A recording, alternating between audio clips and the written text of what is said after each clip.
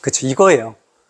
왜 TSMC가 그리고 미국에 있는 반도체 회사들이 왜 주가가 오르지 않았냐. 이거는 그때 당선되기 전이에요. 선거 전이에요. 귀에다 상처 난 거 그때 그거 예전에 총 쏴가지고 귀 다친 거 그때의 그 이후에 인터뷰한 내용인데 여기서 뭐라고 얘기했냐면 대만의 TSMC가 미국이 얻어야 될 수익의 95%를 강탈하고 있다 이렇게 얘기했어요. 여기서 인터뷰에서. 그럼 뭐냐면 미국에서 어쨌든 미국의 반도체는 실질적으로 미국이 주축이잖아요. 근데 그것을 찍어내는, 그것을 만들어내는 공장이 TSMC였고, 그게 지금 대만의 기업이잖아요. 그들이 우리의 기업을 도둑질을 해가고 있다. 이렇게 얘기한 거예요. 앞으로 내가 대통령이 되면 그것들을 다 어떻게 하겠어요? 인수하겠다. 그렇게 얘기를 했던. 그리고 또 하나 강력하게 얘기했던 게, 우리가 설계하고 막 이런 반도체들을 너네들은 우리 미국에 파는 거는 상관이 없겠지만 중국에 팔면 안 돼. 대만에게 이렇게 해가지고 공문도 보냈어요. 근데 지금 대만에서는 아니 TSMC에서는 아니다 중국도 큰 시장이잖아요. 거기서 보면 그렇게 할 수 없다 이렇게 얘기하는데 그렇게 되면 이제 눈에 가시겠죠.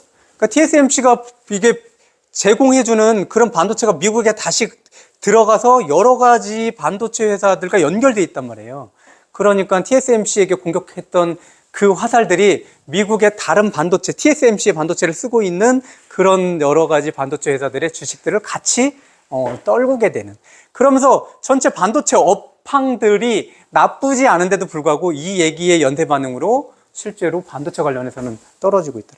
그리고 여기서 유독 인텔은 사실 TSMC 때문에 또는 다른 데서 파운드리 회사나 뭐 이런 것 때문에 예전에 구가하던 그런 명성을 많이 잃었잖아요. 그래서 인텔만 조금 더 올랐지 반사이익으로 나머지 대부분의 미국의 반도체 관련 주들은 떨어졌다 또는 조금밖에 안 올랐다라는 거, 다른 것들에 비해서 그런 상황인 거고. 삼성은 좀 달라요. 반도체이기 때문에 그런 게 아니라 삼성도 사실 보면 그 전부터 쭉쭉쭉쭉 내려왔지만 트럼프 당선 확정되고 나서는 계속 내려오고 있어요. 더 내려오고. 그리고 SK 하이닉스도 내려오고 같은 반도체 주기 때문에. 근데 그럴 때 잘 보셔야 돼요. 진짜 SK 하이닉스는 덜하지만 삼성 반도체 같은 게 삼성이 그러면 반도체로서 입지가 완전히 망가졌기 때문에 그렇게 주가가 흘러내리는가 라는 부분으로 한번 생각해 볼 여지는 분명히 있어요.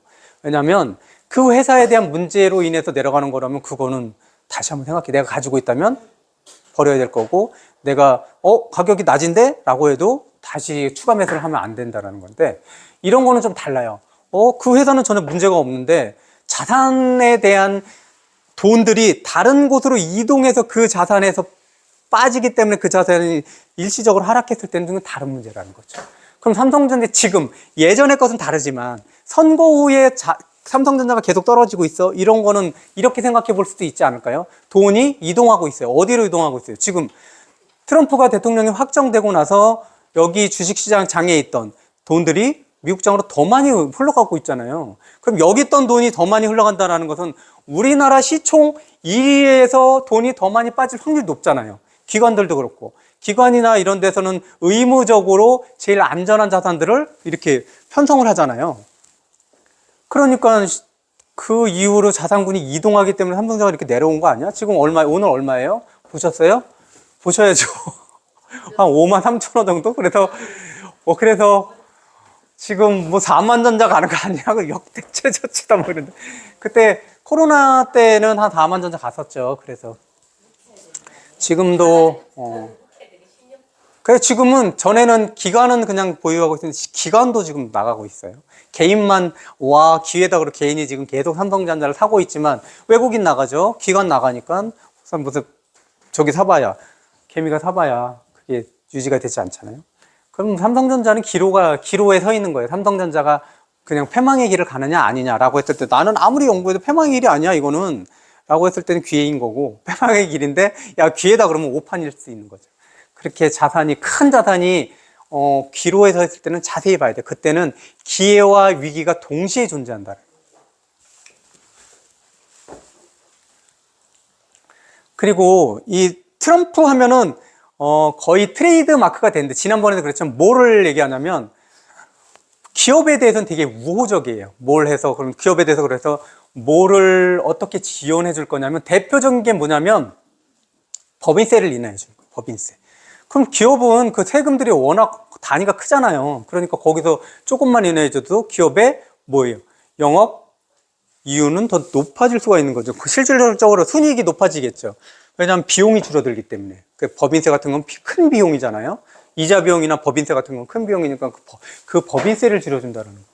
또 하나는 뭐냐면 트럼프가 계속 얘기했던 거, 불법 이민자를 강력하게 차단할 거다. 우리나라들 같은 경우도 뭐 정식으로 정식으로 우리나라에 와 있는 불법 이민자도 아니죠. 불법 체류자 뭐 이렇게 되는 거죠. 미국이나 우리나라도 그렇지만 어떤 힘든 노동에 대해서 피하려고 하는 그런 의식들도 있지만 그런 일자리들은 있고 그런 회사들은 그런 일자리로 돌아가는데 실제로 우리나라에서 또는 미국에서 기존에 있던 그 시민들은 그런 일들을 선호하지 않아요. 그럼 누군가 그 일을 해야 되는데 그런 일들을 누가 하냐면 불법으로 체류한 사람들도 많단 말이에요. 그러면 그런 것들을 이제 발견하는 즉시 적극적으로 발견해서 추방하게 되면 그 일자리를 우린 자국에서 해야 되잖아요. 그럼 누가 돼요? 그 일자리에 대한 보수가 올라가겠죠, 당연히. 많이 올라가잖아요.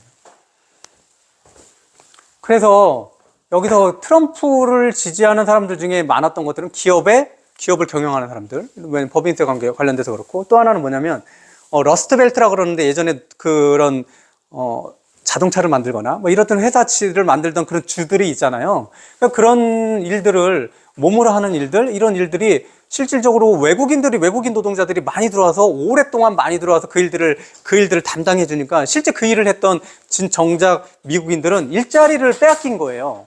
많이. 그래 그 사람들이 실제로 트럼프를 많이 지원했던 거죠. 거기는 유색인종들이 대거 많이 들어가 있기도 하고 그런 사람들이 지지를 했고, 근데 여기서 봤을 때 그렇게 대표적인 정책안들이 그런 거였고, 또 하나는 뭐냐면 모든 나라들, 미국에 수출을 하는 나라들 또는 미국 입장에서 봤을 때 미국에서 수입하는 그런 모든 그런 물품에 대한 관세를 매기겠다는 거예요. 이거를 또 보편적 관세라고 그래요. 보편적. 다 매길 거야, 너네들. 우리나라 수출한다고 그러면 앞으로는 다 매길 거예요. 얼마부터 얼마까지요? 대개 10%에서 20%라는 거예요. 1억 수출해? 1억 우리나라에 수출해? 그럼 1억 1천만 원이 들어오는 거예요. 그럼 그건 뭐냐면 수출국에서는 뭐가 올라가는 거냐면 단가가 올라가는 거예요. 그렇죠. 단가. 그 원래 관세가 철폐됐던 이유들도 그거죠. 자유경쟁을 하기 위해서 관세가 철폐됐던 건데 일반적으로 이제 니네들 우리나라에게 수출하려면 관세 10에서 20% 내야 돼. 이게 일반적으로 내는 보편적 관세예요. 그걸 하겠다라는 거. 지난번에도 그 얘기가 계속 나왔던 거고. 그거는 또 약가죠. 중국에 대해서 관세를 어느 정도로 책정하냐면 60% 관세 내라고 그래요. 그게 수입이 되겠어요? 중국에서 그 미국에 수출을 할 수 있겠어요? 미국은 굉장히 큰 수입국이에요. 그렇죠? 우리나라에 대해서도 그렇고. 그러니까 다른 나라에서 봤을 때, 이러면 우리나라는 수출을 먹고 사는데, 이렇게 되면 우리나라 그러면 수출하는데 지장이 있지 않아? 라고 우려한단 말이죠. 우리나라 같은 경우, 내년 같은 경우 경제 성장을 한 2% 정도 봐요. 근데 미국이 우리나라보다 경제 규모가 한 10배 이상 더 큰데도 불구하고 우리나라보다 경제 성장률이 더 높아요. 미국이. 뭐가 이상하죠. 규모 자체도 상대도 안 되는데. 그러면 2%를 봤는데 우리나라 수출하는데 관세를 붙여? 그럼 2%보다도 안 될 수 있다라고. 그래서 한 1.8? 이렇게 예상하기도 한다라는 거죠. 성장률이 안 나와? 그럼 성장률이 안 나온다라는 건 뭐냐면 기업에 대해서 기업이 이익이 적다라는 거예요. 기업이 이익이 적다라는 거 뭐예요?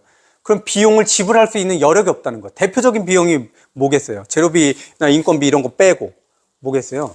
대출, 이자겠죠. 기업도 대출을 가지고 있잖아요.